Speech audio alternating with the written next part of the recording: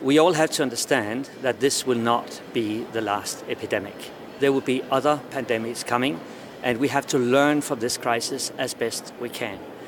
The very key factor here is to understand that in fragile countries that do not have health services up to the standard of in Europe or America, we need an emergency operation going immediately.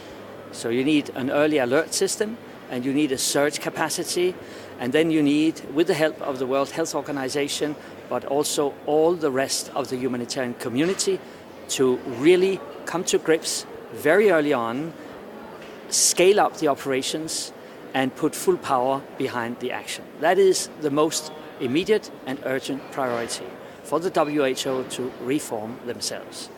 The second very big priority is to make sure that in our development assistance, we ensure that we have a minimum public health standard rolled out in those countries.